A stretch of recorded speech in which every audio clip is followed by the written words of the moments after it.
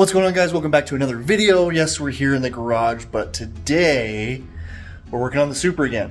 Now, I decided to take a break from the BMW stuff just for a minute because there's a dime a dozen and you guys are probably a little more interested in the Supra stuff. So what we're going to do today is we're actually going to put a new intercooler and new charge tubes on this thing. This is something I've been wanting to do for a long time coming, and finally we're here. Let's get it done. Now, a huge shout out to the guys over at Flash Truck Racing. You guys have followed the channel for a little while. You know that they have sponsored a bunch of our builds. They've sent us coilovers, they sent us exhaust components, they sent us all sorts of stuff.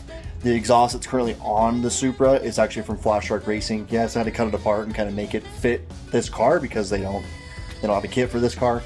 So I actually reached out and I saw that they had an intercooler kit online that's not for this car at all. It's actually a kit for a Camaro. So I reached out and asked if they would be willing to send us the kit, and obviously I don't have a Camaro, so we're gonna have to do some fabrication. We're gonna put our fabrication skills to the test here and see if we can't make something work with this kit.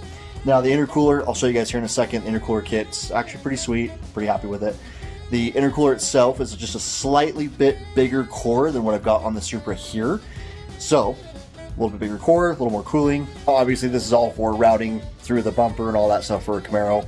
So what we're gonna have to do is cut the charge tubes up, and we're going to have to make it work with the Supra. Now, the kit does come with the intercooler, the charge tubes, blow-off valve. It comes with everything you're gonna need, which is pretty sweet.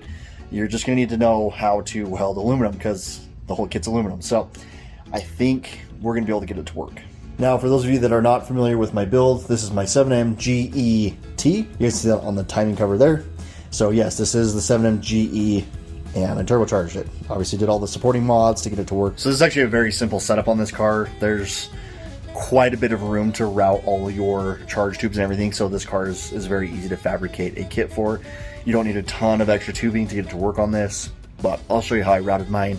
I'm going to keep it consistent with what I've got on here now, but we're just going to larger diameter tubing and aluminum instead of stainless. Okay, so starting with the turbo side here, I've got 2.5 inch. There's just a regular 45-degree coupler there that comes off the turbo, and then it actually kind of just wraps around underneath the frame rail here.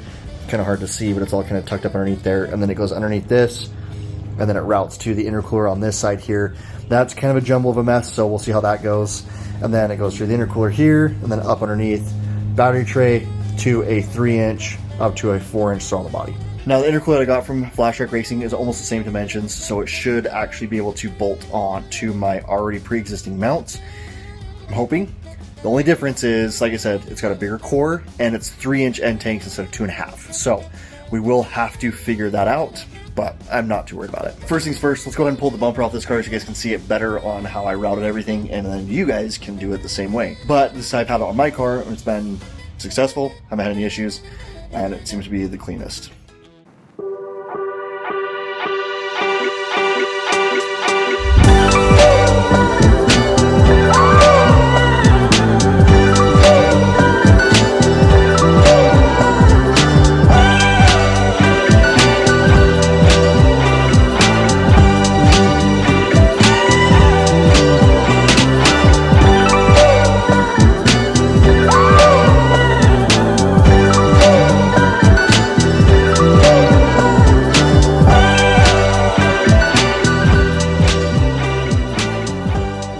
Now it's a little bit easier for you guys to see. There's the intercooler piping going just up and through that battery tray, right up there, pretty straightforward. There's the old school HKS intercooler I've had on there for a very long time. The other one goes just underneath that crash bar support there, and then up into there.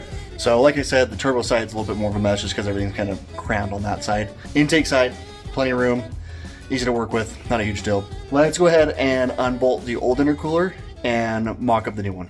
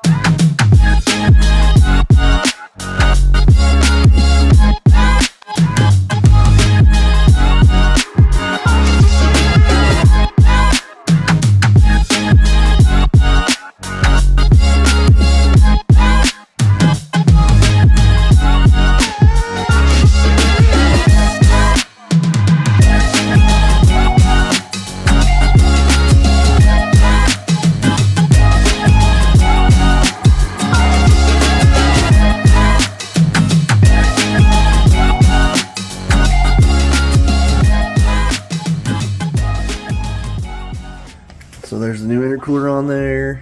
It's all bolted on, so I have 2 tabs just underneath there, and then there's just 2 tabs above here, and it just bolts directly on.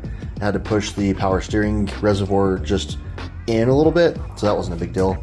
It's just bolted on right there, so it was easy to move. Yeah, so I've already mocked up the new charge tubes. This kit is not made for the Supra. I don't know if I already said that, but this is not specific to this vehicle. We are fabricating it to fit this car. This kit is advertised for like a Camaro. I can't remember what year it is, but not this car. So I'm gonna show you what the kit comes with. I think it's like 700 bucks. You get the intercooler, charge tubes, couplers. If you want to buy this kit for your Supra, you're going to have to fabricate the kit to fit your car.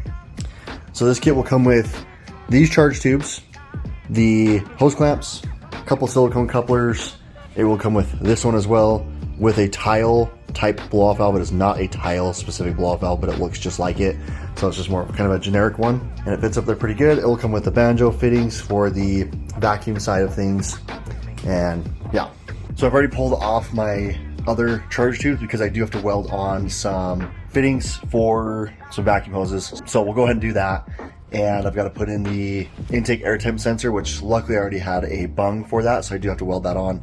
Again, you will have to fabricate these tubes to fit on your car, and you will have to know how to do aluminum welding because the kit's all aluminum, obviously. So the one other thing I did have to buy was a 90-degree 3-inch ID on both sides to work for the driver's side on my car. I'll show you how my other charge tubes look, like the ones that I made a long time ago out of stainless. I'll show you kind of how they're routed, and it's pretty straightforward. So this is the old one. Basically all it did was it just mounted up to that, and it sat something like this. I did cut out a little notch right there for the charge tube to just kind of go straight through there, and then it linked up to right there. So what I will have to do with this kit is I'm going to weld a piece of tube down to make that same angle. And then this straight coupler is going to actually be a 90-degree, and that's going to just link right up with the one that's going to be through there. That's exactly how this was. So you can see it's pretty much a 90, but instead of this bend here, it's going to be a coupler. So the coupler will just come through here, link into a straight piece of an aluminum tube, and then to there. And then up and around through here, up through the battery tray to there, and that's it. So I did mark on that other charge tube, the one that's got the blow-off valve on there. I marked it so I can weld the bung for the intake air temp sensor and the vacuum. It's actually the hose that runs from the idle air control valve up. You do have to recirculate that. So I'm gonna go ahead and weld those two on, and then I'm gonna mark where I need to weld the other charge tube on, get that kind of angled correctly, weld it on, and then we'll fit that all on.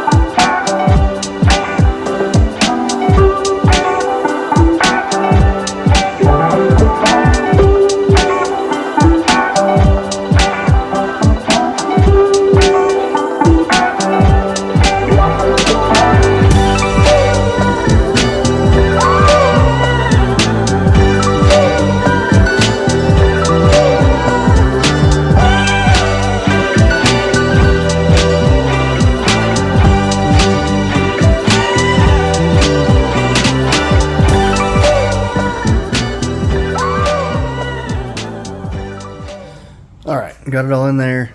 There it is. We need to polish it up a little bit just from it sitting on the bench while I was welding it, but we got the, kind of hard to see, but you got the bung down there for the intake air temp sensor, and we got the barb down there for the vacuum for the idle air control valve. So now we go underneath.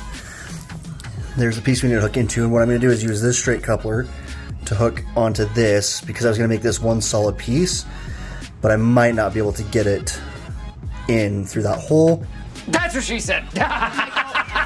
And around that cutout there to line up with that. So I might have to do 2 separate pieces. All right, I just threw this piece of tube on here. I think that's what we're gonna do. That's gonna be best. That straight coupler there, 2 hose clamps there, straight.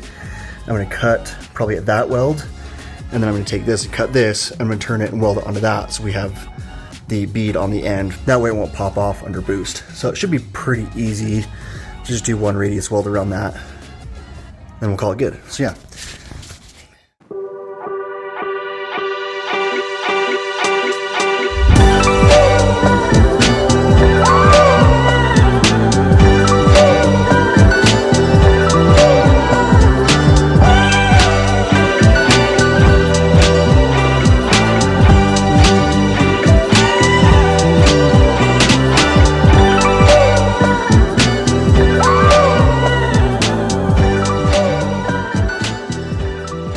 Next day, got everything done, got the aluminum charge tube welded up, you guys saw that.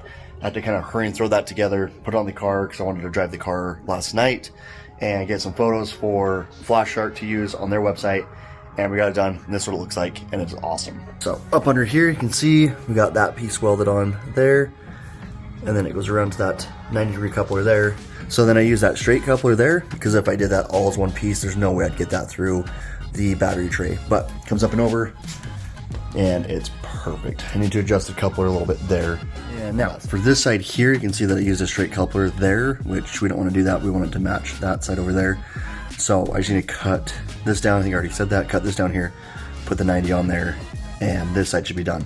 I would use aluminum on this side, but I don't have any 2.5-inch aluminum, so we'll just use what we got, which is stainless, and that'll work just fine. And then that'll button the rest of this up, and we'll go take it for a drive. All right, guys, we got it all done. It's been a couple days now, and I was able to actually drive it out here somewhere and hopefully do a couple rips on it to have you guys hear the new blow-off valve. It sounds pretty sweet. I'm pretty happy with it, but let's check out how it all turned out. Okay, so for the front of the car, the aluminum charge pipe turned out pretty good on that side. Go around to this side over here. Like I said, I reused my stainless intercooler piping on that one side, and it still looks pretty good. So it's a 3-inch to a 2.5-inch on that side, and 3-inch to 3-inch on this side. And then in here, I saw this, so it's just routed down through the battery tray. And that's what comes up right there. Actually, it's inside right there. So pretty clean. Blow-off valve looks pretty good. I just put one of those new high pressure fittings on there, and it just hooks up on there. So yeah. So far it sounds pretty good. I've got to get on a lot of boost to get that blow-off valve to open. I think the spring's just a little too stiff, but once I turn the boost up here in the near future, it should open just fine with no problems. But let's see if we can get you guys a couple of drive-bys so you can hear what it sounds like.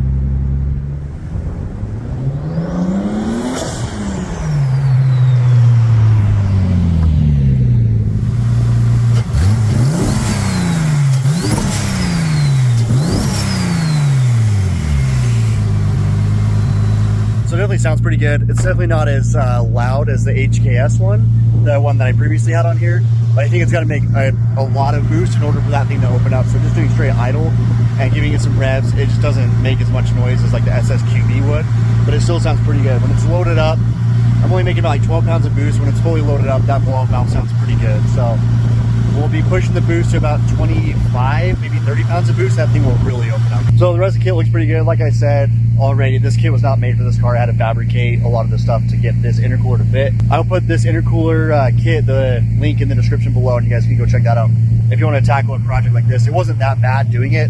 I tried to modify the one charge tube on the cold side, which really wasn't that bad, but I'll give you one more once over, and then I'll give you some in-car sound. Hopefully we can get some boost, and then you can hear that blow-off valve. Intercooler is pretty good size. I haven't put the bumper back on it yet, but I'm pretty happy with how it looks. So hopefully you guys will be able to pick it up inside the car. I know there's a lot of drone and echo from inside the car, especially with my exhaust and everything.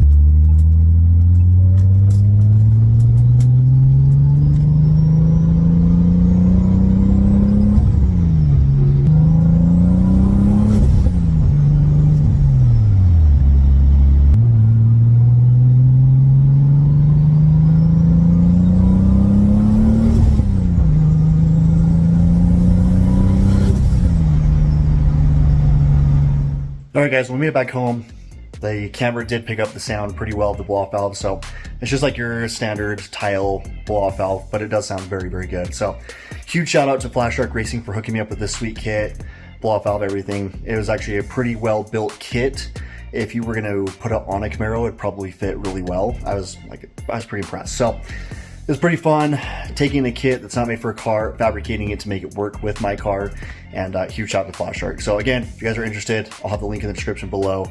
You guys can go pick up a kit. Don't forget to use my discount code. I'll also put that in the description below, and you guys can save a little bit of money there and on any of their product as well. So again, check the description for that discount code. So stay tuned for the next video. There's a lot has changed again, and I'm probably gonna lose some subscribers to the recent change.